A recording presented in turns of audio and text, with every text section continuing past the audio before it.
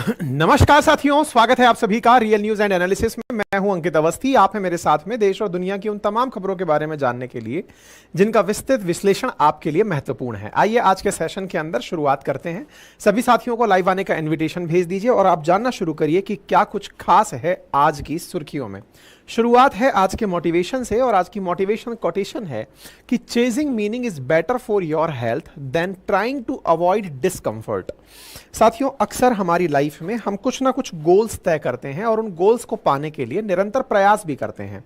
Goals को प्राप्त करते समय कई बार ऐसा होता है कि हम अपने आप को बड़ा परेशान भी पाते हैं कि यार मुझसे रात को नहीं जगा जा रहा है, मुझसे इतनी देर तक नहीं पढ़ा जा रहा है, मेरी कमर में दर्द हो रहा है, सर में दर्द हो रहा है, दोस्त पार्टी कर रहे हैं, मैं पार्टी नहीं कर पा रहा हूं। तमाम प्रकार के ऐसे डिस्कम्फर्ट्स हैं जो आपका सामना करते हैं, लेकिन उन सब के बावजूद भी आप अपने आप को डटाकर बिठाए रखते हैं। निश्चित ही वो आपके ड्रीम्स के प्रति आपकी तपस्या है जो आपको उस लक्ष्य को पाने के लिए और मजबूत कर रही है। यकीन मानिए कि जितने भी दुनिया में लोगों ने कुछ भी अचीव किया है, संभवतया उन्होंने इसी लेवल के त्याग और या इससे भी बड़े त्याग अपने कंफर्ट के किए हैं। तो आपको ये जानकारी अपने लिए जान लेनी है कि मेरी तरह और भी लोग हैं जो मेहनत करके कुछ पा रहे हैं। आपकी मेहनत को एक दिन दुनिया अवश्य कोई नाम देगी। चलिए इसी के साथ आज के सेशन की शुरुआत करते हैं। आज का सेशन बेहद खास क्यों खास है साथियों? असल में जानकारी निकलकर आ रही है कि इजराइल संभवतया आज अपने उत्तर में बने हुए एक देश पर हमला करने वाला है। और यह जानकारी है इजराइल के उत्तर में बसे हुए लेबनान की। यह जानकारी तब और ज्यादा पुख्ता हो जाती है जब अमेरिका के द्वारा इसके लिए एडवाइजरी जारी कर दी जाती है। अमेरिका अपने स्तर पर अपने लोगों को सिक्योरिटी अलर्ट भेजता है और कहता है कि सभी लोग सावधान हो जाएं। अक्सर आपने देखा होगा कि अमेरिका द्वारा जब जब एडवाइजरीज जारी की जाती हैं, कुछ ना कुछ दुर्घटना होती हैं। अमेरिका के साथ साथ 11 देशों ने एडवाइजरी जारी की है। अपने लोगों से कहा है कि जो लोग भी यहां हैं या तो वो अपने घरों में रहें या फिर अपने सुरक्षित ठिकाने पर पहुंच जाएं, यात्रा ना करें। ऐसी ही एडवाइजरी भारत द्वारा भी लोगों के लिए जारी की गई है। कहा गया है कि इस फिलहाल कुछ ऐसा माहौल बना है लेबनान में जिसके चलते कुछ भी हो सकता है। भारतीय लोग जो वहां रह रहे हैं सुरक्षित रहें, अपने सुरक्षित ठिकानों पर पहुंच जाएं। एम्बेसी का नंबर जारी कर दिया गया है। आपके दिमाग में सवाल आएगा, इजराइल काफी समय से फिलिस्तीन को लेकर सुर्खियों में था, अचानक लेबनान कहां से कूद पड़ा? इसकी जानकारी कैसे क्रिएट हुई, यह जानकारी आपको हम देने वाले हैं। असल में साथियों, बेंजामिन नेतन्याहू अब से कुछ देर पहले ये अमेरिका की यात्रा पर थे। उन्हें सूचना मिलती है कि उनके देश पर एक हमला हुआ है और यह हमला हमास के द्वारा किए गए हमले के बाद दूसरा बड़ा हमला था।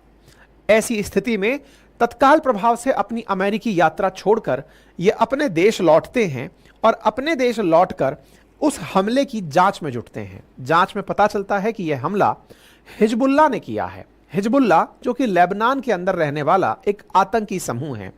हिजबुल्लाह, हमास और हूती, ये तीनों के तीनों वो संगठन हैं जिन्हें ईरान द्वारा सपोर्ट दिया जाता है।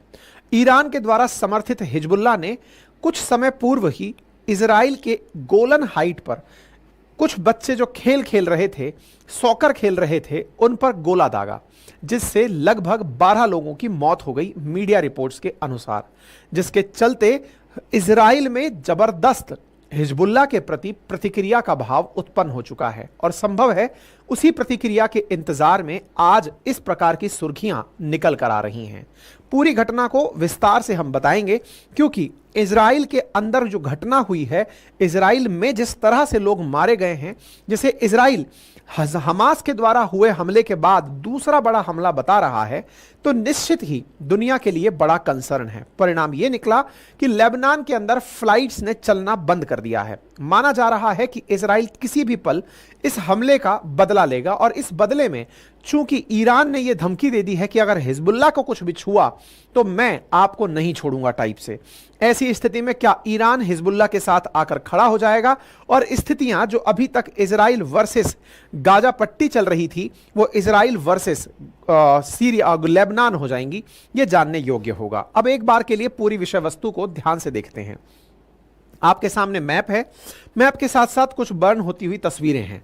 यहां पर आपके सामने ये जो स्थिति दिखाई है ये इजराइल की है। एक बार के लिए आपको ये मैप ध्यान से समझना होगा, तब जाके आप विषय वस्तु को पकड़ पाएंगे। इजराइल का अभी तक जो भी कन्फ्लिक्ट चल रहा था वो गाजा के साथ चल रहा था। गाजा जहां के लड़ाके हमास के रूप में आते हैं और आकर के यहां से इजराइल पर हमला कर देते हैं। हमास के ये जो आतंकी यहां पर हमला किए, जिससे लगभग 150 से अधिक इजरायलियों की मौत हुई, उसके बाद इजराइल ने प्रतिक्रिया स्वरूप हमास की खात्मे की प्लानिंग की और उसके खात्मे की प्लानिंग में लगभग 38,000 से अधिक फिलिस्तीनी नागरिक मारे जाने की सुर्खियां बनी। अब लगभग गाजा को इजराइल कई बार झाड़ कर देख चुका है, आगे पीछे अंदर बाहर, लेकिन यहां पर अब कुछ भी ऐसा नहीं बचा है जिसकी वजह से हमास में कोई कॉन्फिडेंस बचे। इसी बीच में हमास के साथ देने के लिए यमन से निकलकर आए थे हूती और लेबनान से निकलकर आए थे हिजबुल्लाह, और इन दोनों को समर्थन मिला था ईरान का। साथियों, अब लेबनान की तरफ चलते हैं। लेबनान जिसकी राजधानी है बैरूत।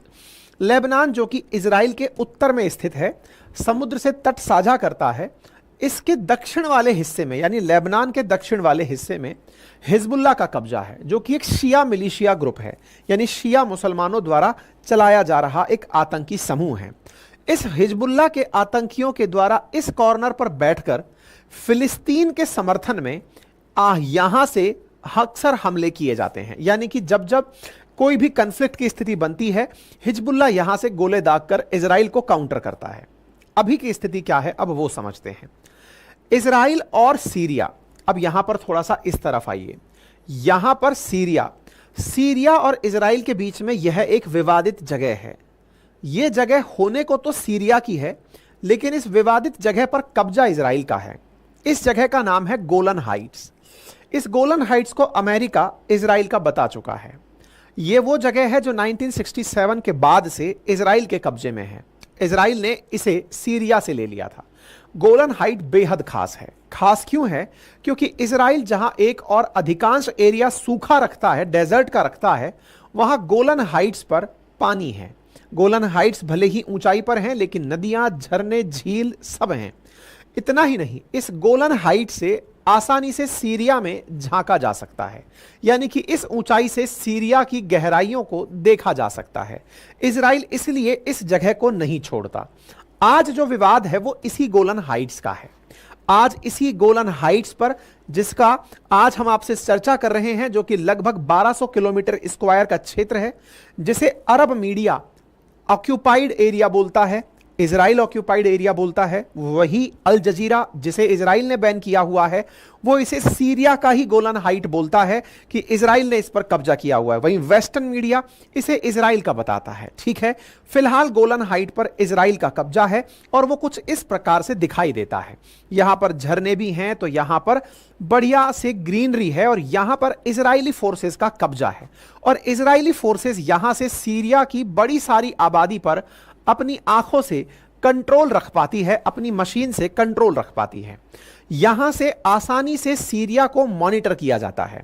सीरिया को मॉनिटर करना गोलन हाइट्स की सबसे बड़ी खासियत है। कहा जाता है कि यहां से सीरिया की राजधानी दमिश्क पर आसानी से गोले दागे जा सकते हैं। यहीं पर ही सी ऑफ गैलीली है, जो कि पानी का एक बढ़िया सोर्स है, जो कि गोलन हाइट से आ रही नदियों का संपर्क सूत्र रखती है। साथ ही साथ सी ऑफ जॉर्डन जो रिवर है, वो भी इस सी ऑफ गैलीली के साथ संपर्क में रहती है। अब इस जगह पर हाल ही में एक दुर्घटना हुई। क्या हुआ?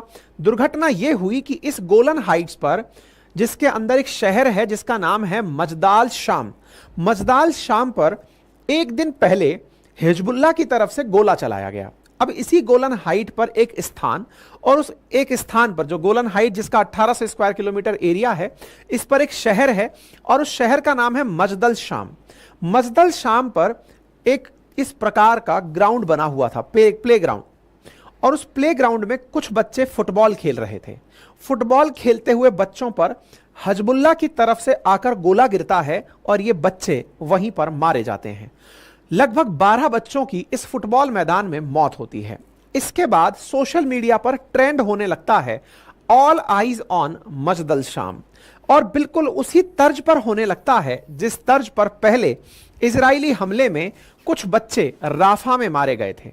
राफा को कंपेयर करते हुए इजराइल के कुछ सोशल मीडिया हैंडल्स और western media handles all eyes on Rafah को याद दिलाते हुए कि जब इजराइल ने बच्चों पर गोले दागे थे या गलती से कोई गोला दगा था, उन दोनों स्थिति में आप लोगों ने ऑल आइज ऑन राफा दुनिया भर में कोहराम मचा दिया था।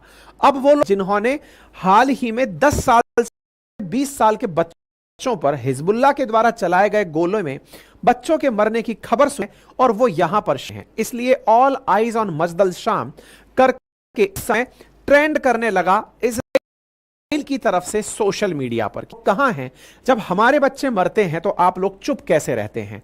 ऑल आइज ऑन मजदल शाम करके इस तस्वीर को काफी ज्यादा ट्रेंड कराया गया। मजदल शाम एक शहर सा क्षेत्र है जो कि इस गोलन हाइट पर स्थित है, और यहां पर एक तरह से कहिए तो इस क्षेत्र की औपचारिक राजधानी के रूप में इसे पहचाना जाता है।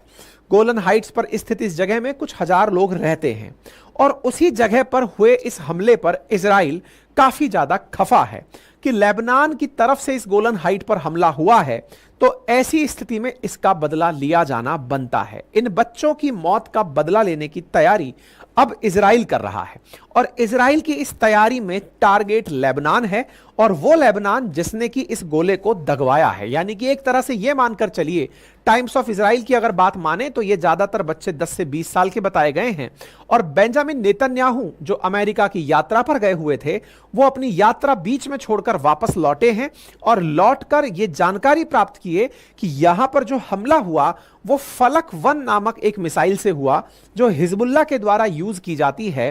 फलक 1 मिसाइल जिससे यह हमला हुआ, जिसमें कि बच्चे मारे गए, इस मिसाइल को ईरान द्वारा हिजबुल्लाह को दिया जाता है। इन बच्चों के समर्थन में बड़ी संख्या में लोग उमड़े, और इजराइल की सरकार ने और इजराइल की जो वॉर कैबिनेट है उसने इजराइल सरकार को परमिशन दी कि आप इसका बदला लीजिए। अब बदला जिससे होने वाला है उन्हें पहचान लीजिए। यह है हिजबुल्लाह, जिसकी स्थापना हुई 1982 में। संगठन का नाम हिजबुल्लाह है, लीडर का नाम हसन नसरुल्लाह है। यहां पर इसका जो मकसद है वो केवल इजराइल को खत्म करना है और अमेरिका की हेजिमोनी को अपनी तरफ से चुनौती देना है। इसके पास 45,000 लड़ाके हैं, जिनमें से 20,000 सक्रिय हैं और 25,000 रिजर्व में रखे हुए हैं। इसके पास लगभग 1.25 लाख से 1.5 लाख मिसाइलें हैं, एंटी टैंक हथियार हैं, एंटी शिप मिसाइल हैं, एंटी एयरक्राफ्ट मिसाइल हैं, एयर डिफेंस सिस्टम है। इजरायली सेना का मानना है कि इसके पास लगभग 70,000 करोड़ की कमाई हर साल ईरान से इसे होती है। ईरान हिजबुल्लाह को अपनी तरफ से हथियार देता है और ट्रेनिंग और खुफिया जानकारी भी देता है। कई देश including America, Britain, Arab league, Canada, Argentina, Bahrain, Colombia, Germany, Honduras, Israel समेत कई देश हिजबुल्लाह को आतंकी संगठन मानते हैं। साथ ही साथ ऑस्ट्रेलिया, यूरोपियन संघ और न्यूजीलैंड हिजबुल्लाह की जो मिलिट्री विंग है उसको आतंकी संगठन मानते हैं। असल में लेबनान के एक बड़े हिस्से पर हिजबुल्लाह का कब्जा है, और ये लेबनान की कभी पॉलिटिक्स डिस्कस करेंगे। यहां पर बड़ा ही विचित्र प्रकार की स्थिति है। यहां की सरकार सुन्नियों द्वारा गवर्न होती है। 3 यहां पर मतलब एक तरह से मतावलंबी हैं, जिनमें क्रिश्चियन भी हैं, तो शिया भी हैं, तो सुन्नी भी हैं, और तीनों के पास, किसी के पास कार्यपालिका तो किसी के पास में न्यायपालिका तो किसी के पास में सेना, इस प्रकार से बटी हुई व्यवस्था है लेबनान की। ठीक है, तो फिलहाल के लिए जो यहां पर ये जो शिया आधारित ग्रुप है, इस शिया आधारित ग्रुप के साथ बदला लेने की तैयारी है।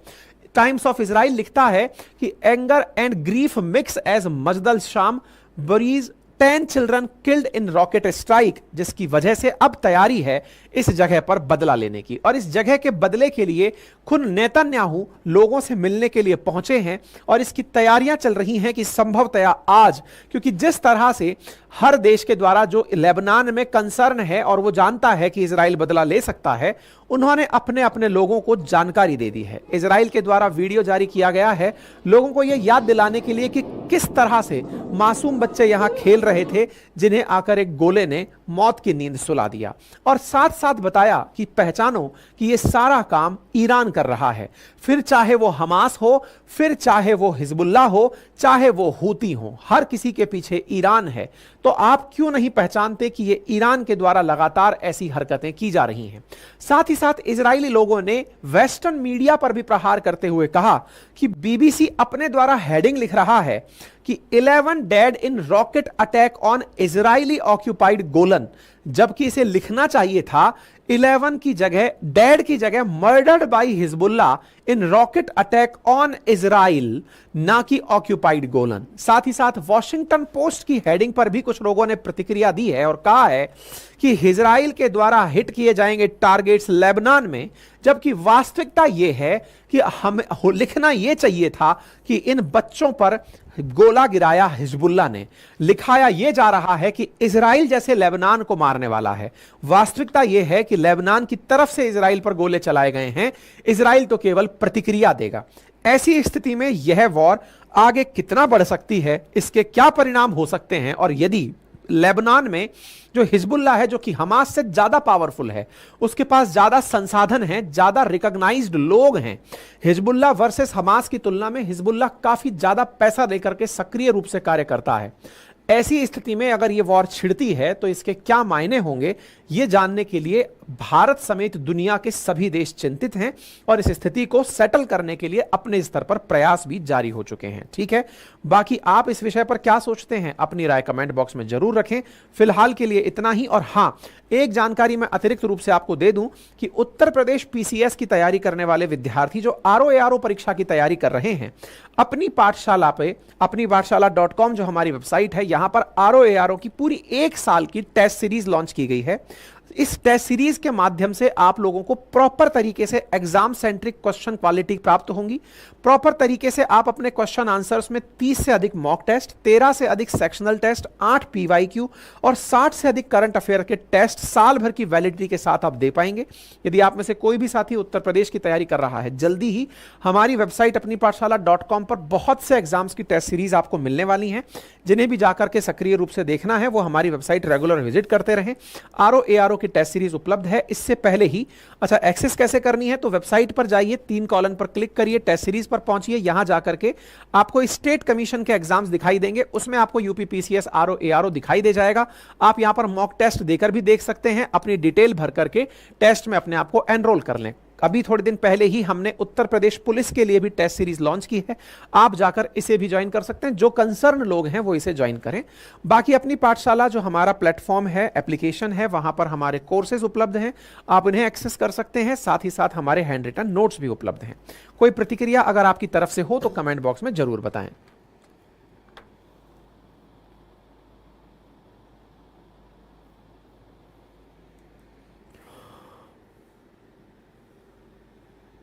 निशांत कुमार लिख रहे हैं, सर प्लीज से something on tragic incident on death in Delhi. बेटा, जिस दिन घटना हुई थी सेम डे हमारे द्वारा अंकित इंस्पायर इंडिया पर सेशन ऑलरेडी जा चुका है और आज के सेशन में भी हम आपके साथ आपकी बातों को उठा रहे हैं। सेम डे जिस दिन दुर्घटना हुई थी उस दिन भी हमारे द्वारा आप लोगों की जानकारी लोगों के साथ साझा कर दी गई थी। ठीक है,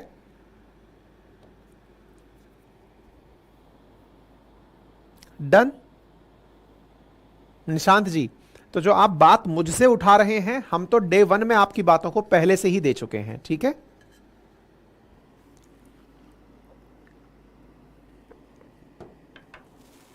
दूसरी खबर की तरफ बढ़ते हैं। साथियों, पेरिस ओलंपिक चल रहे हैं। पेरिस ओलंपिक शुरू होने से पहले ही विवादों में थे। क्यों थे? क्योंकि पेरिस ओलंपिक में इस बार जो पहली बार काम देखने को मिला है वो क्या है, ओलंपिक की स्वागत सेरेमनी, यानी कि शुरुआत का जो कार्यक्रम है उसका एक नदी में आयोजित करवाना। और उस नदी के आयोजन में सीन नदी जो पेरिस के अंदर एफिल टावर के बिल्कुल नजदीक से बहती है, बिल्कुल पेरिस के मध्य से बहती है, उसमें नौका में बिठा करके खिलाड़ियों को निकाल कर ले जाना और इस पूरे की पूरे शुरुआती कार्यक्रम को बहुत खूबसूरती के साथ दिखाने का प्रोग्राम था। इस कार्यक्रम में लाखों लोग पहुंचे हैं देखने के लिए, लेकिन इसके बावजूद भी इमानुएल मैक्रोन को जबरदस्त तरीके से लोग ट्रोल कर रहे हैं। पहला कारण तो हमने आपको आज से कई दिन पहले ही अपने आरएनए में लगभग 10 दिन पहले बता दिया था कि यहां पर इमानुएल मैक्रोन इस नदी में तैराकी प्रतियोगिता कराना चाहते हैं, सीन रिवर के अंदर। इस तैराकी प्रतियोगिता को अभी तक के लिए पोस्टपोन कर दिया गया है, क्योंकि लोगों ने कहा था कि अगर तैराकी प्रतियोगिता कराओगे तो हम यहां पर मल विसर्जन करेंगे। ऐसी स्थिति में फिलहाल इस नदी से होकर के खिलाड़ियों के काफिले को गुजारा जा रहा है। लोगों को इस प्रकार से सीन नदी का मतलब सीन दिखाया जा रहा है। प्रतियोगिता जो तैरने की है वो होगी या नहीं, जनता के प्रतिरोध के कारण फिलहाल के लिए वो असमंजस में ही है। अब ये कहानी तो यहां तक हुई। इसके साथ साथ सीन रिवर का चर्चा बना रहा। इसके साथ साथ ओलंपिक का जो इनॉग्रल सेरेमनी था वो कुछ और कारणों से भी सुर्खियों में रहा। और वो कारण क्या थे? कारण थे यहां के रेल नेटवर्क को रोक दिया जाना, प्रभावित किया जाना, साइबर अटैक्स का होना, टेरर थ्रेट्स का मिलना, और साथ ही साथ जो इनॉग्रल सेरेमनी है उसमें कुछ ऐसे प्लेज का हो जाना जिससे कि क्रिश्चियनिटी नाराज हो गई, ईसाई लोग नाराज हुए। क्या हुआ, सारी बातें बताएंगे। साथियों, फ्रांस हाल ही में जो डेथ थ्रेट्स मिल रही हैं इजराइल के खिलाड़ियों की, उनकी भी जांच के लिए परेशान है। असल में जिस तरह से इजराइल और फिलिस्तीन के बीच, गाजा पट्टी के बीच में कन्फ्लिक्ट चला, उसके चलते दुनिया भर से इजराइल के खिलाफ थ्रेट्स आने लगी।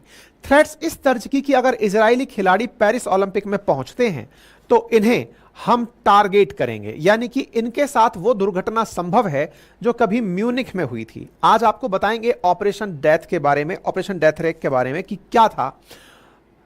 आज आपको यह भी बताएंगे कि किस प्रकार से इजरायली खिलाड़ियों की सुरक्षा पेरिस के लिए एक चिंता का विषय बनी हुई है। एक एक करके सारी चीजों में आगे बढ़ते हैं। इजराइल के पहले दिन का कार्यक्रम शुरू हुआ, फ्रांस के अंदर ओलंपिक की शुरुआत हुई। ओलंपिक की शुरुआत में बहुत ही खूबसूरत अंदाज में इस पूरी नदी के अंदर सब तरह से सुरक्षाएं और खूबसूरती के साथ सीन रिवर को तैयार किया गया। लेकिन इस पूरे कार्यक्रम में एक तस्वीर, एक ऐसा प्ले जिसने बहुत सारे लोगों को दुख पहुंचाया, उसमें ट्रांसजेंडर्स के द्वारा शो किया गया एक ऐसी मौकरी थी, एक ऐसा कार्यक्रम था जिससे ईसाई मतावलंबी काफी परेशान और दुखी नजर आए और उन्होंने फ्रांस सरकार को काफी भला बुरा कहा। यहां पर ये जो तस्वीर आप देख रहे हैं ये एलजीबीटीक्यू कम्युनिटी के लोग हैं। इनके द्वारा इस पर्टिकुलर इवेंट में, इनॉग्रल सेरेमनी में, जब खेलकूद की शुरुआत होनी थी उससे पहले मनोरंजन के लिए एक प्ले दिखाया गया।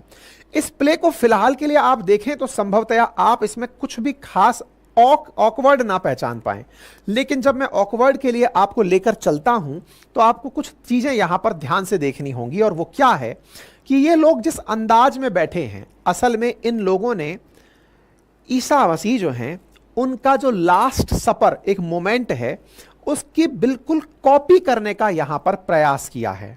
असल में क्रिश्चियनिटी में माना जाता है कि लास्ट सपर, जिस समय ईसा, एक काफी प्रचलित चित्र है लियोनार्डो की, जिसमें इस प्रचलित चित्र में कहा जाता है कि ईसा अपने साथ वालों से कह रहे हैं कि आप में से मुझे कोई धोखा देगा, और वो आप में से कोई मुझे धोखा देगा, इस तरह की जब बात वो बोलते हैं उस समय का जो दृश्य है वो इस पिक्चर में लास्ट सपर में चित्रित किया गया है।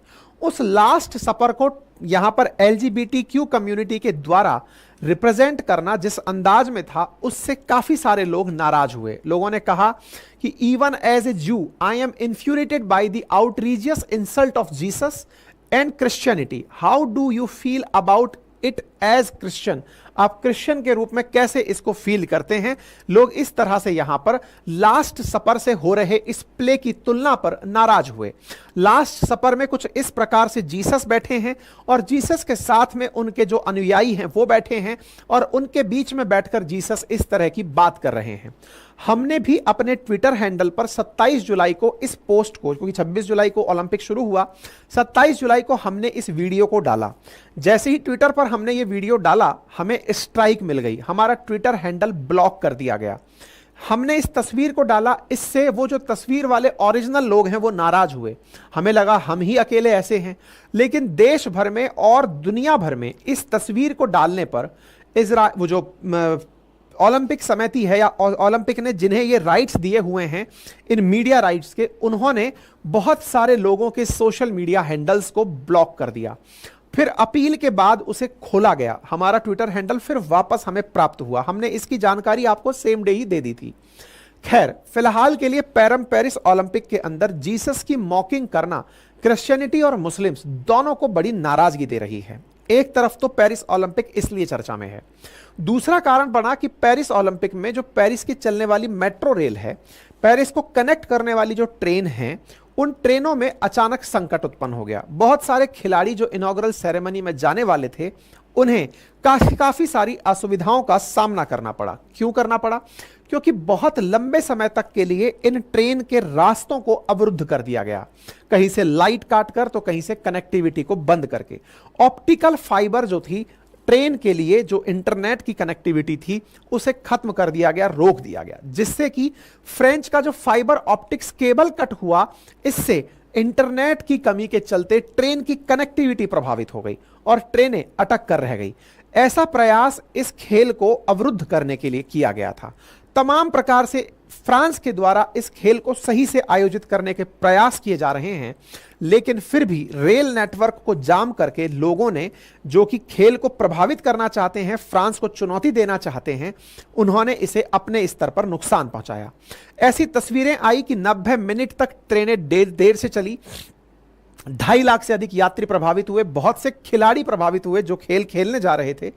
ऐसी स्थिति में यह सारी चिंता का विषय फ्रांस के लिए काफी चुनौतीपूर्ण रहा।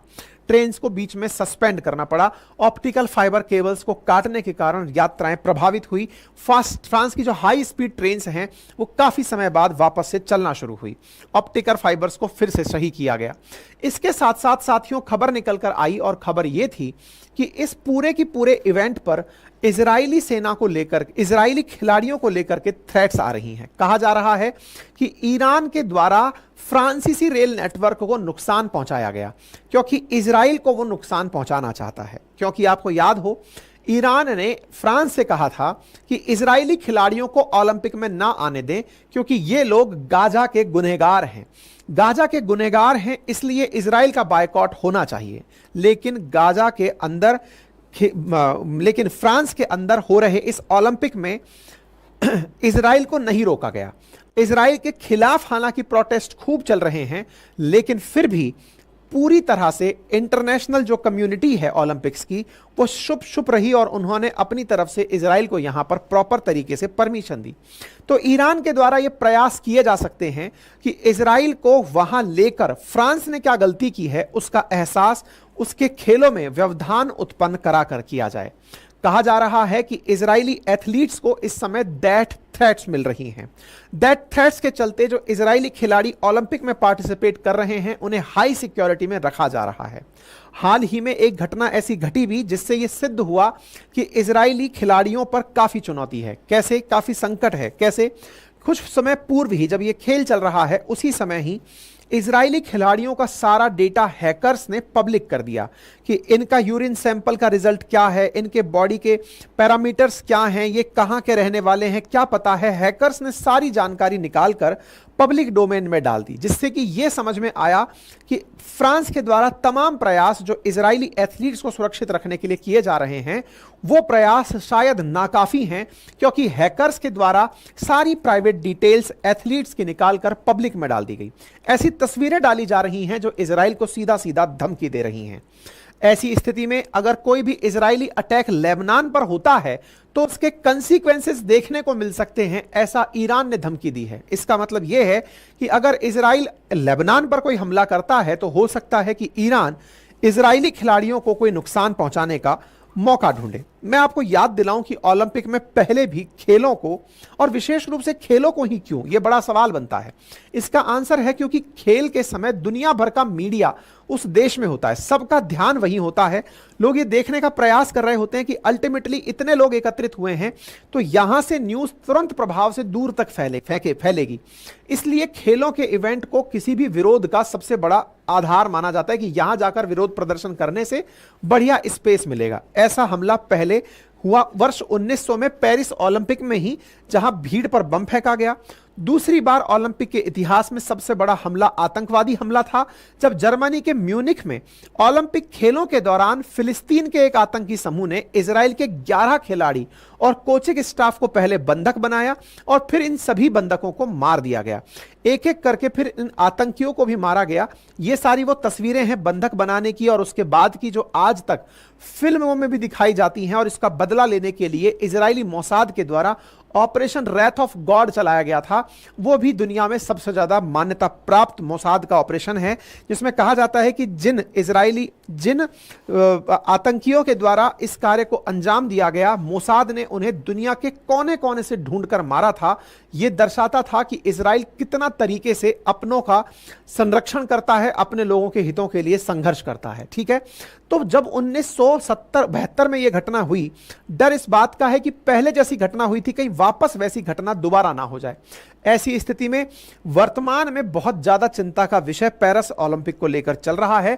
1996 में भी अटलांटा ओलंपिक जब हुए, उस समय पर भी ऐसा हुआ, एक पॉइंट बम से हमला किया गया जिसमें एक महिला और एक बच्ची की मौत हुई थी। इसलिए बड़ी चिंता है कि पेरिस ओलंपिक, जो कि पेरिस में पहले ही सरकार के चयन को लेकर के काफी बवाल मचा हुआ है, काफी ज्यादा फ्रांस में अनस्टेबिलिटी है, ऐसे में ओलंपिक सही से हो पाए या नहीं हो पाए, ये फ्रांस के लिए भी एक बड़ा चिंता का कारण बना हुआ है। ऐसी स्थिति में देखना होगा कि इजराइल अगर कुछ ऐसा होता है तो वो क्या प्रतिक्रिया देता है। बाकी आप सभी साथियों को फिर से याद दिला दें, अगर उत्तर प्रदेश आरओ की तैयारी कर रहे हैं तो हमारे द्वारा टेस्ट सीरीज अपनी पाठशाला.com वेबसाइट पर लॉन्च कर दी गई हैं।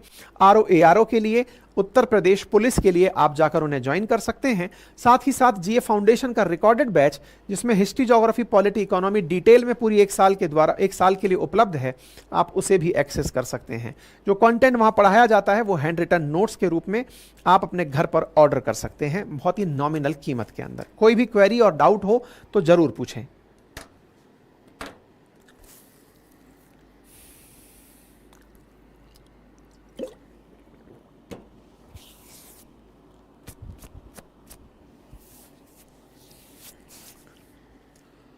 बीपीएससी की टेस्ट सीरीज भी बेटा बस आजकल में ही लाने वाले हैं, है ना।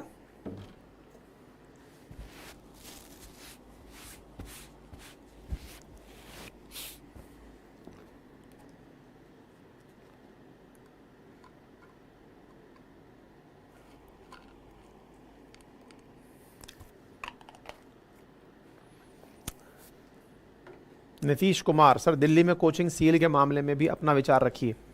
चलिए रख देते हैं।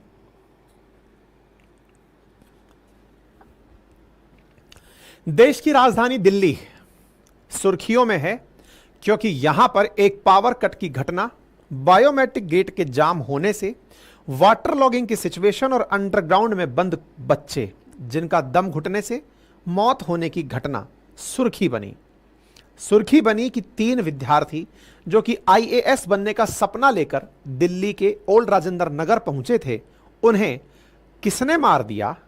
प्रशासन ने, कोचिंग संस्थानों ने, या हमारी अपनी लापरवाही ने? इसे लेकर लंबे समय से प्रोटेस्ट चल रहा है। ये लंबा समय मैं इसलिए कह रहा हूं क्योंकि विद्यार्थी दिन और रात सड़कों पर बैठकर अपनी तरफ से प्रोटेस्ट कर रहे हैं, जिम्मेदारों को दोषी ठहरा रहे हैं। उसमें जिम्मेदारी सरकार के ऊपर भी जा रही है, तो कोचिंग संस्थानों पर भी जा रही है, तो उस कोचिंग क्षेत्र पर भी जा रही है जहां पर, जिस कॉलोनी में ये सारे संस्थान चल रहे हैं।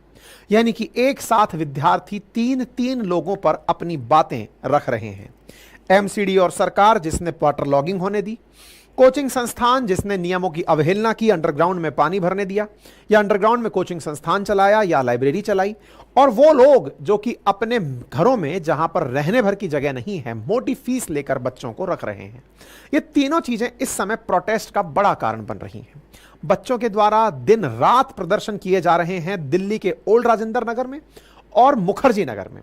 दिल्ली बटा हुआ है साथियों। Old Rajendra Nagar English medium वाले बच्चों की तैयारी का केंद्र बना हुआ है, तो मुखर्जी नगर एसएससी की तैयारी और हिंदी मीडियम से यूपीएससी की तैयारी करने वालों की जगह बना हुआ है।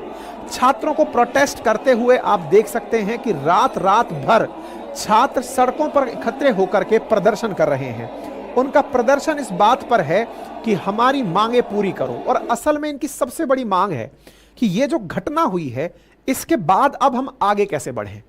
जहां जहां पर अंडरग्राउंड में कोचिंग्स चल रही थी, लाइब्रेरी चल रही थी, वो सब बंद कर दी गई हैं, आपके डर से बंद हो चुकी हैं। अब जब बंद हो चुकी हैं तो अब हम पढ़ने कहां जाएं? जहां पढ़ने के लिए बची हुई जगह है वहां पर आपदा अवसर में बदल चुकी है। जहां लाइब्रेरी 2,500 रुपए में मिल जाया करती थी एक सीट, अब वो 6,000 से ऊपर हो चुकी है। प्रशासन मौन क्यों है? प्रशासन के द्वारा क्या ऐसा किया जाए जिससे कि बच्चों को यह आश्वासन मिले कि आप सुरक्षित हैं? देखिए, एक ना एक दिन इन सारी परेशानियों का समाधान क्या निकलेगा वो तो अगली बात है। मतलब कि साल भर बाद हो सकता है कोचिंग एरिया ही यहां से शिफ्ट करके कहीं और भेज दिया जाए कि आप जाइए वहां कोचिंग चलाइए। वर्तमान में जहां जहां बच्चे 2.5 लाख रुपए कोचिंग्स की फीस भर के 20-20, 25-25 हजार रुपए रूम रेंट देकर रह रहे हैं, वहां छात्र आज पे यानी आज के दिन क्या समाधान है इसकी मांग कर रहे हैं। सोशल मीडिया पर भी यूपीएससी एस्पिरेंट्स ट्रेंड कर रहा है। इस प्रकार की कुछ तस्वीरें भेजी जा रही हैं जिसमें कहा जा रहा है कि ओल्ड राजेंद्र नगर को छोड़ दो। ओल्ड राजेंद्र नगर को छोड़ दो से मतलब है कि यूपीएससी के जो कोचिंग कराने वाली जगह हैं उनको छोड़ दो, और ऐसी जगहों पर लोग ऐसे शवों को एआई के थ्रू बनाकर प्रदर्शन कर रहे हैं। बच्चों का कहना है कि नंबर केवल 3 बताया जा रहा है, संभवतया यह नंबर ज्यादा हो सकता है। कुछ बच्चों का कहना है कि जिस बेसमेंट में पानी भरने से बच्चों की मौत हुई, उस बेसमेंट से जब बच्चों को निकाला गया था तो 8 से अधिक एम्बुलेंसेस में बच्चों को ले जाया गया था। 3 बच्चों को 8 से अधिक एम्बुलेंस में कैसे ले जाया जा सकता है? और दूसरी बात, घायलों को ले जाने के लिए मुंह पर कपड़ा ढक के कौन ले जाता है? इससे संदेह उत्पन्न होता है, बच्चों में यह डाउट है कि नंबर नहीं बताया जा रहा है, हो सकता है यह नंबर बड़ा हो। ऐसी स्थिति में छात्रों का प्रदर्शन दिन पर दिन बढ़ता जा रहा है। उनका कहना है कि जब कोचिंग संस्थानें अपने कोचिंग को चलाकर करोड़ों रुपए कमाती हैं, तो बच्चे जिसका कि फिलहाल जिन बच्चों की यहां पर मौत हुई है उनमें प्रशासन की लापरवाही, कोचिंग संस्थानों की लापरवाही सभी शामिल हैं। उसके बावजूद उनके ऊपर मुआवजा मात्र 10 लाख रुपए प्रति छात्र दिया जाता है। 5 लाख रुपए तो खर्च करके वो बच्चा दिल्ली पढ़ने आया था, 2.5 लाख तो कोचिंग वालों ने ले लिया, लगभग 25,000 रुपए महीना वो रहने खाने पर खर्च कर रहा था। उस माँ बाप को आपने सांत्वना के रूप में 10 लाख रुपए का अपनी तरफ से वादा कर दिया है। इसीलिए सवाल बड़ा बनता है कि इस तरह की दुर्घटना के लिए जिम्मेदार कौन है? जिम्मेदार के लिए वो संस्थान जिसमें यह घटना घटी, या फिर वो जिन्होंने इस घटना को घटने दिया? वो कौन? वो क्या खुद मुख्यमंत्री केजरीवाल? केजरीवाल क्यों? क्योंकि वर्तमान में दिल्ली में शासन आम आदमी पार्टी का है, और जिस एमसीडी की लापरवाही से यह घटना घटी है, उस एमसीडी पर भी वर्तमान में दिल्ली ही आम आदमी पार्टी का कब्जा है। इसी के साथ साथ केंद्र सरकार के द्वारा बिठाए गए लेफ्टिनेंट गवर्नर, इनसे सवाल क्यों पूछे जा रहे हैं? क्योंकि जो दिल्ली पुलिस है वो पुलिस केंद्र के अधीन कार्य कर रही है। ऐसी स्थिति में दिल्ली पुलिस जब एलजी के अंडर में काम कर रही है, गृह मंत्रालय के अंडर में काम कर रही है, तो पुलिस की प्रेजेंस में इतना बड़ा नेक्सस कैसे पनप गया? दूसरा सवाल इनसे पूछा जा रहा है। इसी कारण से पुलिस से बड़े सवाल खड़े किए जा रहे हैं कि आपकी प्रेजेंस में इतने सारे अवैध धंधे चालू हो गए, आप क्या कर रहे थे? आप केजरीवाल हैं तो आप कह रहे हैं कि साहब हम केंद्र की पुलिस से परेशान हैं, केंद्र कह रहा है कि एमसीडी कुछ नहीं कर रहा है। तो बड़ा सवाल फिर धर्मेंद्र प्रधान जी से पूछा जाता है कि सर, शिक्षा व्यवस्था में इतनी खामियां क्यों कि यूपीएससी जैसी परीक्षा के लिए इतनी मोटी फीस लेकर कोचिंग संस्थान चल रहे हैं और आप केवल टैक्स के भरोसे चल रहे हैं कि साहब टैक्स देंगी कोचिंगें क्योंकि 58,000 करोड़ से ऊपर का मार्केट है। अगर ये 18% जीएसटी और बाकी बचा इनकम टैक्स भी पूरा करती हैं तो हमको तो कम से कम 20,000 करोड़ केवल कोचिंग से प्राप्त होता है। बढ़िया है, पढ़ना इनको है, सिलेक्शन 1000 का होना है, तो 4-5 लाख बच्चे जो दिल्ली आकर सपने देख रहे हैं, इनसे अगर कमाई हो जाए तो बुराई क्या है? और इस बुराई में केवल और केवल नंबर 1 की मनी इन्वॉल्व नहीं है, यहां पर नंबर 2 की मनी भी सीधे तरीके से इन्वॉल्व होती है। अब आप पूछेंगे वो कैसे? कोई भी मकान मालिक, 90% मकान मालिक ऐसे हैं जो बच्चों से किराया कैश में वसूल रहे हैं। किराया के साथ साथ जो कैश में वसूली हो रही है, इतना ही नहीं, जितने भी रेस्टोरेंट मालिक हैं या फिर जितने भी ब्रोकर्स हैं, वो प्रमुखता से प्रेशराइज करते हैं कि पैसा कैश में दीजिए ताकि टैक्स ना देना पड़े। इसका मतलब यह है कि एक ऐसा भ्रष्टाचार का कुप्रबंधन यहां पर देखने को मिल रहा है जिसके पीछे जिम्मेदार कोचिंग संस्थान, कॉलोनी और प्रशासन सभी को ठहराया जा रहा है। बच्चों का फिलहाल गुस्सा कोचिंग संस्थानों पर है, कोचिंग संस्थानों में बड़ी बड़ी कोचिंग संस्थान, चाहे फिर वो अनअकैडमी हो, नेक्स्ट आईएएस हो, दृष्टि हो, विजन हो, वाजीराम हो, इन सबसे सवाल पूछा जा रहा है कि आपके द्वारा बच्चों से फीस तो ली जा रही है, लेकिन उन्हें अंडरग्राउंड में मरने के लिए क्यों छोड़ा जा रहा है? आप लोगों ने इतनी बड़ी फीस वसूल ली, उसके बावजूद भी आपने नियम तोड़कर अंडरग्राउंड में कोचिंग क्यों चलाई? साथ ही साथ लोग उन लोगों को भी पकड़ पकड़ कर पूछ रहे हैं जिनसे कहा जा रहा है कि आप आईएएस छोड़ करके अपनी कोचिंग चला रहे हैं। आपसे सवाल है कि आपने लोगों को मोटिवेट करके ना जाने कितनी ही रील ओल्ड राजेंद्र नगर पर बनवाकर बच्चों को ओल्ड राजेंद्र नगर पढ़ने के लिए बुला लिया। आपसे पूछा जा रहा है कि आप लोगों को क्या बनाना चाह रहे हैं। आपसे पूछा जा रहा है कि आप पटना बिहार छोड़ करके दिल्ली चले आए हैं। आपसे पूछा जा रहा है कि आप बच्चों को कुछ और नहीं तो तजुर्बा होने की गारंटी दे रहे हैं। अल्टीमेटली आप सब लोग कहां हैं जब बच्चों को सबसे ज्यादा आपकी आवश्यकता है? उन्हें आपके अनुभव की आवश्यकता है, आपके नेतृत्व की आवश्यकता है और कुछ नहीं। आपको राजनेता नहीं तो कम से कम एक बयान की आवश्यकता है जो बच्चों को यह दिलासा दे सके कि बच्चों तुम्हारे साथ जो हुआ वो कहीं ना कहीं हमारी लापरवाही का नतीजा है। लेकिन उसके बावजूद भी यहां पर कोई दिखाई नहीं देता। इसलिए छात्रों का बड़ा गुस्सा है। छात्रों के बड़े गुस्से में प्रोटेस्ट कर रहे विद्यार्थी कोचिंग संस्थानों से, टीचर्स से इस प्रकार के पोस्टर लगा के पूछ रहे हैं कि कहां हैं टीचर्स, कहां चले गए। टीचर्स की तस्वीरें दिखाकर पूछा जा रहा है। कोई कह रहा है कि ये सिर्फ कॉलेज की सेमिनारों में जाते हैं, ये केवल पॉडकास्ट में तजुर्बा दिखाने जाते हैं। लोग लिख लिख करके सवाल पूछ रहे हैं कि अल्टीमेटली वो सब लोग कहां चले गए जिनकी प्रेरणा से लोग दिल्ली तक चले आए।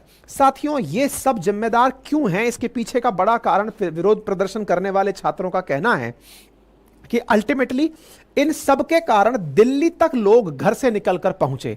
इन्होंने अपने आप को टीवी पर, विज्ञापनों में, बड़ी बड़ी बातों में, पोस्टर्स में, डिबेट्स में इतना अच्छे से दिखाया कि लोगों को लगने लगा कि इनके नेतृत्व में अगर हमारी तैयारी हो जाएगी तो हम निश्चित ही परिणाम तक पहुंचेंगे। तो फिर बड़ा सवाल बनता है कि आपने जब नेतृत्व देकर कोचिंग तक तो आप दिखाई दिए, सर आप फिलहाल कहां हैं? आप बाहर आइए। के कारण दिल्ली आने आज वो आपको तलाश रहे हैं। इसके चलते विद्यार्थी और उग्र है शिक्षकों के प्रति, और निश्चित ही शिक्षक भी और जितने भी ये लोग दिखाई दे रहे हैं, बड़े लोग साहब जो दिखाई दे रहे हैं, ये आकर के अपना चेहरा दिखाएंगे। निश्चित ही किसी इंटरव्यू में आप देखे भी जाएंगे। अभी कुछ दिनों बाद ही किसी ना किसी प्लेटफॉर्म पर इनसे बुला करके बढ़िया से सफाई ली जाएगी और ये अपने एक बार के जवाब से सबको शांत भी कर देंगे। लेकिन तब तक के लिए छात्रों के सवाल बनते रहेंगे। एक तरफ और सुर्खी निकलकर आती है कि प्रशासन ने कार्रवाइयां शुरू कर दी हैं। कार्रवाई में जाकर के बिजली गिरी एक असिस्टेंट इंजीनियर पर, जिसे सर्विस से उठा करके वो कर दिया गया कि सस्पेंड कर दिया गया। एमसीडी के एक एग्जीक्यूटिव इंजीनियर को तो टर्मिनेट ही कर दिया गया क्योंकि जिम्मेदारों की तलाश थी, और इस तलाश में जिम्मेदारों में इंजीनियर्स के नाम निकल कर आए क्योंकि तुम ही लोगों ने ऐसा किया होगा, तुम्हारी लापरवाही से ऐसा हुआ, चलो तुम्हें हटाते हैं। आदेश आया। आदेश के साथ साथ सोशल मीडिया पर एक चीज और तैरने लगी, और वो क्या थी कि यहां पर जूनियर इंजीनियर को बर्खास्त किया गया, असिस्टेंट इंजीनियर को सस्पेंड किया गया। क्या यही दो लोग जिम्मेदार थे इतनी बड़ी घटना के? क्या इतनी बड़ी दिल्ली में जो वाटर लॉगिंग की परेशानी हो रही है, या एमसीडी की जो अनदेखी चल रही है कि अंडरग्राउंड में पानी भर रहा है, अंडरग्राउंड में कोचिंग चल रही है, लाइब्रेरी चल रही है, उनके लिए क्या और क्या केवल दो लोग जिम्मेदार थे जिन्हें उठाकर आपने सस्पेंड करके पल्ला झाड़ दिया? या फिर इसके अलावा भी कुछ और लोग जिम्मेदार थे और लोगों ने अपनी जिम्मेदारी समझने का प्रयास किया और तत्काल प्रभाव से बनती हुई सुर्खियों के चलते कोचिंग संस्थानों के बेसमेंट्स में ताले लगाने शुरू कर दिए। बड़ी सारी कोचिंग संस्थानों के बेसमेंट्स में ताले लगाए गए, उनके बाहर नोटिस चस्पा कर दिए गए। लेकिन इस पर भी विद्यार्थियों का कहना है कि ये सब इतने पावरफुल कोचिंग संस्थान हैं कि ये एमसीडी के साथ साठगांठ करके 7 दिन में अपने कमरे फिर से खुलवा लेंगे। बच्चों का बहुत ज्यादा जो गुस्सा है वो उन लोगों पर भी है जो ओल्ड राजेंद्र नगर या फिर मुखर्जी नगर से पढ़ करके अधिकारी तो बने, लेकिन अधिकारी बन करके फिर से अपने क्षेत्र की तरफ एक बार भी नजर नहीं डाली। एक बार भी अधिकारी बनने के बाद उन्होंने अपनी जिम्मेदारी इस पर्टिकुलर क्षेत्र को अच्छा करने के बारे में नहीं जानी। बहुत सारे कोचिंग संस्थानों पर फिलहाल के लिए कहा जा रहा है कि एमसीडी के द्वारा नोटिस भेज दिया गया है, कार्रवाई कर दी गई है। इसी बीच में एक और सुर्खी निकलती है। हमने भी अपने ट्विटर हैंडल पर आपके साथ यह जानकारी साझा की थी और साझा करते हुए बताया था कि पुलिस ने इस कार वाले को भी गिरफ्तार कर लिया है। अब यह कार वाला कौन है साहब? एक गाड़ी वाला है, ये जो जीप सी आपको दिख रही है, थार जैसी जो गाड़ी दिख रही है, ये एक एसयूवी वाला व्यक्ति है जो कि इस वाटर लॉगिंग के लिए जिम्मेदार ठहराया गया। बोले कैसे? बोले सड़क पर पानी भरा था, ये उस सड़क से निकलने की गलती कर रहा था। भाई सड़क तो चलने के लिए बनी है, उसने गाड़ी चलाने के लिए ली है, और एसयूवी और इसलिए ली है कि ताकि पानी में बंद ना हो, क्योंकि आपका भरोसा नहीं है कौन सी सड़क पे पानी भर दोगे, वो तो निकल ही रहा था। पर बोले इसकी गाड़ी चलाने से पानी में करंट उत्पन्न हुआ, वेव उत्पन्न हुई, और वो वेव उछल के पानी को भर दी। कहां जाके भर दी? कोचिंग के अंदर भर दी। मतलब सोचकर देखो, एक व्यक्ति जो रास्ते पर से अपने घर जा रहा था और घर जाते समय उस व्यक्ति के गाड़ी के कारण उत्पन्न हुई वेव ने पानी भर दिया साहब। बोले इसलिए आप भी जिम्मेदार हो। हद ही हो जाता है। एक ऐसी तस्वीर, और बोले तुम्हारी गाड़ी के कारण ऐसा हुआ है। इससे और ज्यादा लोगों के अंदर रोष व्याप्त होता है कि सरकार यह ढूंढ रही है कि किसके ऊपर ठीकरा फोड़ा जाए। जिम्मेदार सब बगले झांक रहे हैं, सब एक के सर पे से उठा के दूसरे के सर पर टोपी बांध रहे हैं। सरकार ने जिन्हें बेसमेंट में चलाने की परमिशन दी, उनका क्या किया?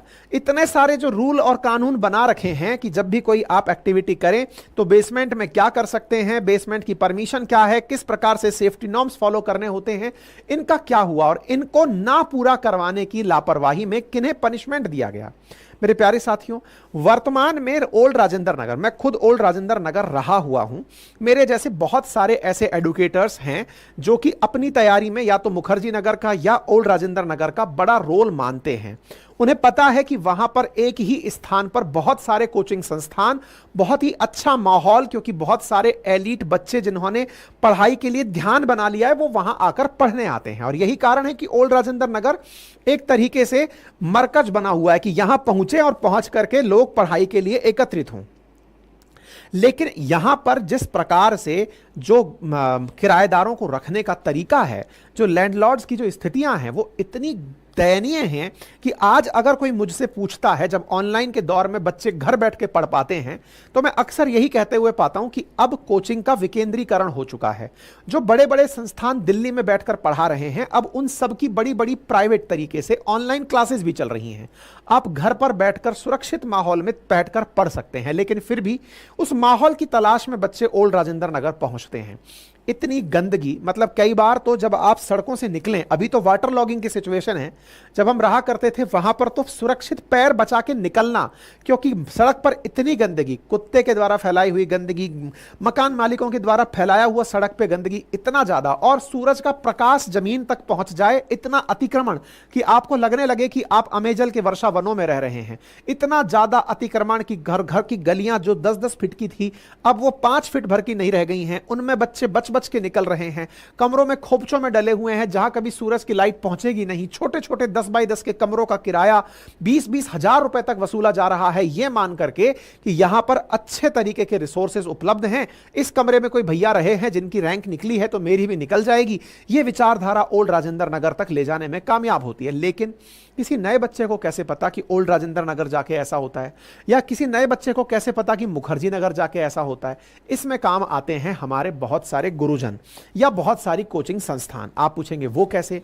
क्योंकि अल्टीमेटली इन कोचिंग संस्थानों ने प्रॉपर तरीके से मुखर्जी नगर और ओल्ड राजेंद्र नगर लाने में बहुत सारी भूमिका निभाई है। बोले वो कैसे निभाई है? बोले ये जो आपको बड़े हुए उलझे हुए तार दिखाई दे रहे हैं, ये कोई संकट की बात नहीं है, ये तो आजकल बढ़िया फ्रेम कहलाते हैं। बोले बढ़िया फ्रेम कैसे? बोले ये जो क्षेत्र आप ओल्ड राजेंद्र नगर और मुखर्जी नगर का देख रहे हैं, इन क्षेत्रों में असल मायने में इस तरह के कमरों को दिखाकर लोगों का मोटिवेशन बढ़ाया जा रहा है। बोले कैसे? बोले देखो, ओल्ड राजेंद्र नगर को मोटिवेशन दिया एस्पिरेंट नाम की वेब सीरीज में, जो कि पावर्ड बाई थी। किसके द्वारा प्रकाशित की गई थी? उसको अनअकैडमी के द्वारा। अनअकैडमी ने बकायदा अपने स्तर पर एस्पिरेंट वेब सीरीज बनाई, जिस वेब सीरीज में ओल्ड राजेंद्र नगर को इतना पब्लिश किया गया कि लोगों को लगने लगा कि अभिलाष वही हैं, एस्पिरेंट के अभिलाष वही हैं, और वो जाकर ओल्ड राजेंद्र नगर में पढ़ेंगे तो उनको भी एक दिन छठे चांस में जाकर आईएएस बनने का मौका मिलेगा। अगर आईएएस नहीं बने तो स्टेट पीसीएस बनने का मौका मिलेगा, और अगर स्टेट पीसीएस नहीं बने तो ओल्ड राजेंद्र नगर में नौकरी मिल जाएगी, और कुछ नहीं हुआ तो इनकी तरह एक लड़की मिल जाएगी। मतलब यह रहा कि पूरा मसाला बना करके एक इकोसिस्टम प्रोड्यूस करके ओल्ड राजेंद्र नगर को फिल्माया गया। ओल्ड राजेंद्र नगर वाले आगे निकल गए एस्पिरेंट बना करके कि साहब ओल्ड राजेंद्र नगर में बस अब एस्पिरेंट हो गए, एस्पिरेंट करके सीरीज आ गई तो लोगों को लगने लगा कि भाई मजा ही आ गया अब तो, क्योंकि बच्चे अब ओल्ड राजेंद्र नगर आएंगे, क्योंकि वहां पर या तो आईएएस बनोगे, कुछ नहीं तो स्टेट पीसीएस बनोगे, नहीं बन पाए तो टीचर बनोगे, और कुछ नहीं तो प्यार तो हो ही जाएगा। सबका मामला शांत करने वाला है तेरा ओल्ड राजेंद्र नगर। कोई बात नहीं साहब। इस पर हिंदी मीडियम वालों को डर हुआ कि यार ये तो आगे निकल गए, मुखर्जी नगर कौन आएगा? तो मुखर्जी नगर के लिए निकल कर आए आपने निकल करके मनोज शर्मा की कहानी छापी जो कि 12वीं फेल थी, और इनकी कहानी से बच्चों के अंदर संघर्ष भर दिया, विशेष रूप से वो बच्चे जो कि कहीं दूर दराज बेराज में बैठे हुए हैं, गरीबी का आलम जी रहे हैं, उनमें एक मोटिवेशन भरा गया कि देखो जैसे मनोज शर्मा आईपीएस बन सकते हैं 12वीं फेल होकर के, तो आप क्यों नहीं बन सकते?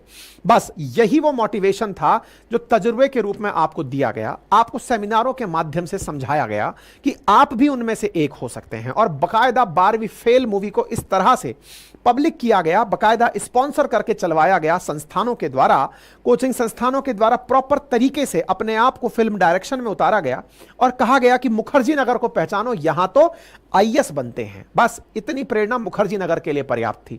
भर भर के जनता मुखर्जी नगर चलने लगी, संघर्ष उनके लिए उपलब्धि बनने लगा। एस्पिरेंट के अंदर सक्रिय गलियां लोगों के लिए जहां एक और ओल्ड राजेंद्र नगर की खूबसूरती बनाने लगी, वहीं पर मुखर्जी नगर लोगों को लगने लगा कि नहीं, मनोज भैया इन्हीं संघर्षों से निकले हैं, हम भी इसी प्रकार के संघर्ष से निकलेंगे। ये ओल्ड राजेंद्र नगर है ना, यहां पर आपको जज्बे का, उम्मीद का और निराशाओं के अनगिनत कहानियां सुनने को मिलेंगी। ये टीवीएफ एस्पिरेंट्स के अंदर लिखी गई कहानी पंक्तियां हैं। क्यों? क्योंकि आप लोग अल्टीमेटली भैया लोगों को बनते हुए देख रहे हैं। कई लोग तो ऐसे हैं जो तैयारी के बाद आज तक इन जगहों को नहीं छोड़कर गए हैं, क्योंकि इनको चलाने के लिए प्रॉपर प्रकार का एक मकड़ जाल फैलाया जा रहा है, और उसी मकड़ जाल की बलि चढ़ गए ये छात्र जो कि इन्हीं धांसों में आ गए थे, जो आज कफन में पैक होकर अपने घर पर पहुंचे हैं। ओल्ड राजेंद्र नगर को लेकर फिलहाल संसद में भी बहस चल रही है। धर्मेंद्र प्रधान जी अपने स्तर पर कह रहे हैं कि साहब बीइंग ए शिक्षा मंत्री, हमने राज्य सरकारों को मल्टीपल टाइम अपनी तरफ से मार्गदर्शिका और सुझाव भेजे हैं, राज्य सरकार इस पर कार्रवाई नहीं की, हमको इस बारे में, इस अनदेखी के बारे में जांच करनी है। संसद के अंदर भी, राज्यसभा के अंदर भी सवाल उठे, मंत्री महोदय जवाब देते हुए दिखाई दिए, और अल्टीमेटली यह विषय अब राष्ट्रीय मुद्दा बन चुका है कि ऐसे जो क्षेत्र हैं, और अभी भी जो ध्यान जा रहा है वो इस बात पर जा रहा है कि तैयारी करने वाले विद्यार्थियां तैयारी करने आ रहे हैं, उनके रहने खाने की व्यवस्था, उनके किराएदारों के द्वारा, मकान मालिकों के द्वारा जो बेतहाशा किराया वसूला जा रहा है, सुविधाओं के नाम पर उनको वंचित रखा जा रहा है, उनके खराब पानी, उनके खराब भोजन के साथ में उनको जो जीवन जीना पड़ रहा है, ये कैसी राजधानी है, और यहां से निकलने वाले वो कैसे प्रशासक होंगे जो इतनी ज्यादा चैलेंजिंग सिचुएशन से निकल कर आएंगे। बड़ा समाधान तो साथियों इसमें जो लॉन्ग टर्म में दिखता है वो ये है कि सरकार को चाहिए कि अगर वाकई में उनके लिए लाचारी बन चुकी है कोचिंग संस्थानों को चलाए रखना, क्योंकि पहला तो कोचिंग संस्थान इटसेल्फ सरकार की लाचारी का प्रमाण पत्र होता है। सरकार जब अपनी तरफ से संसाधन बच्चों को पढ़ाई के नहीं दे पाती, तभी कोचिंग संस्थान प्रमोट होती हैं। आज हमारे देश में कोचिंग संस्थान पैरेलल इकोसिस्टम है, एजुकेशन सिस्टम से भी बड़ा सिस्टम बन चुका है। ऐसे में सरकार अगर वाकई में चाहती है कि चलो अब इसे संस्थागत रूप से ही चलने दिया जाए कि कोचिंग जरूरी है, जैसे खिलाड़ियों को कोचिंग मिलती है ऐसे विद्यार्थियों को भी मिलती रहे, तो फिर इन्हें प्रॉपर तरीके से जगह दी जाए। जिस प्रकार से खेल खेलने के लिए खेलगांव बसाए जाते हैं, ऐसे कोचिंगों के लिए कोचिंग एरियाज बसाए जाएं। सरकार जिस प्रकार से प्लानिंग करके कॉलोनी बसाती हैं, ऐसे कोचिंग्स को एक शहर से निकालकर उन्हें किसी दूसरे प्रॉपर स्थान पर बसाया जाए, जहां बुनियादी आवश्यकताओं की पूर्ति हो, जहां सस्ते में किराए के घर मिलते हो, जहां प्रॉपर तरीके से सरकार कोचिंगों को स्थान उपलब्ध कराती हो, नल की, पानी की, बिजली की सारी व्यवस्थाएं हो, नल के और बिजली के मनमाने दाम ना वसूले जाते हो, इस प्रकार से गुंडा राज ना चलता हो, संस्थागत प्रकार से करप्शन जगह ना लेता हो, सरकार को आवश्यकता है कोचिंगों के लिए कुछ इस प्रकार की व्यवस्था करने की। देखना होगा कि केंद्र शासित प्रदेश में केंद्र क्या फैसले लेता है, दिल्ली में दिल्ली सरकार क्या फैसले लेती है।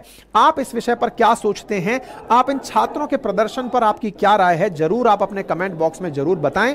फिलहाल के लिए जो बच्चे यहां पर प्रोटेस्ट कर रहे हैं उन सबके साथ बड़ी सांत्वनाएं हैं, क्योंकि ये सभी लोग वो हैं जो अपनों के लिए और अपने भविष्य के लिए अपनी रातों में सड़कों पर खड़े हैं। इनकी सबसे बड़ी चिंता यही है कि आज जिन भाई बहनों का नंबर लगा, कल को उनका नंबर भी लग सकता है। प्रशासन क्या दुर्घटना होने के बाद ही चेतेगा? और अगर ऐसा है तो इस चेतने के लिए हम क्यों ना आज ही बैठ जाएं, सरकार से डिमांड करें कि इसका कुछ ना कुछ समाधान निकालें। हमारी सेफ्टी और हमारी सुरक्षा को लेकर सरकार ध्यान दे। ये तमाम तस्वीरें प्रोटेस्टर्स की हैं। फिलहाल हमने इसके बारे में बार बार आप लोगों को तमाम जानकारियां अपने स्तर पर दी हैं। ठीक है साहब, मैंने ये सारी जानकारी दे दी है। बाकी इस भीड़ के अंदर आप और हम केवल एक नंबर हैं। आप इस विषय पर क्या सोचते हैं, अपनी राय कमेंट बॉक्स में जरूर रखें।